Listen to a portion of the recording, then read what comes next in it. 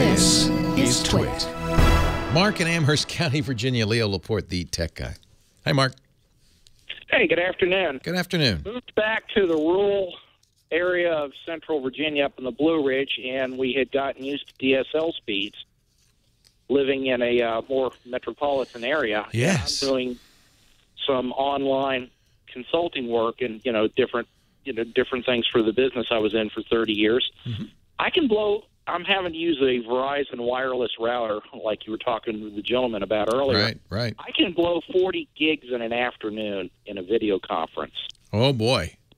Oh, boy. Man, it's eating me alive. I bet, because you're paying, are you paying overage, or you pay for the bits? Or? Oh, overage is 15 a gig. Right. So you're using Verizon's cellular technology, a 4G modem. They say it's 4G, but I don't know because it's roaming to somebody else's network, but it's Verizon's the only one. Oh, no wonder it's expensive. Not only are you paying for the overages, but because you're roaming, you're probably paying roaming charges. Exactly. And Verizon keeps telling us, oh, we'll have Fios back here. They've been saying that since 2001. I can tell you right now, copper pairs open back here. They will never put Fios out there. They've stopped growing the Fios plant. AT&T says they're going to do the same thing, too. And the reason is, I believe, they're mad at the FCC. And so what these big companies do is they hold the American public ransom. AT&T said, FCC, if you implement these net neutrality, they said this out loud. If you implement these net neutrality policies, we're not going to build any more fiber. That's it. We're done.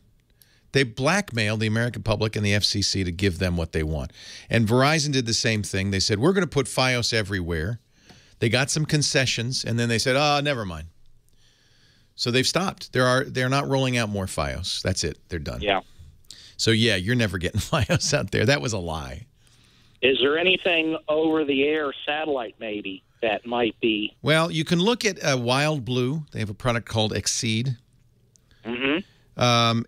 Satellite generally is not is more expensive, is not as reliable. Remember, you've got to do an uplink to a thing way high in the air, so it also adds what we call latency. You've seen it, when you watch a satellite call on CNN when the reporter's in Baghdad, and the CNN anchor says, "Jim, what do you think?"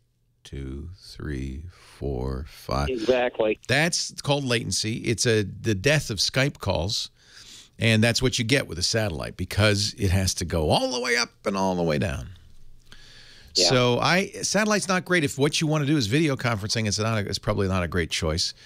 You don't have a lot of choices. You move to a beautiful area of the country. Enjoy the trees, because you're not ever going to get good internet out there. That's what I was afraid of.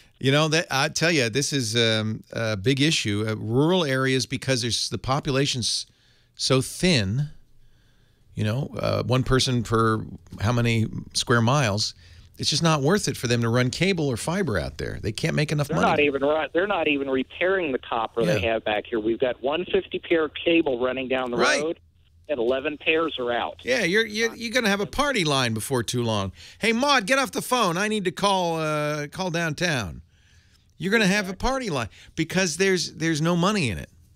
And the regulators, the federal government, has stopped regulating. The PUCs, the state regulators, they don't care.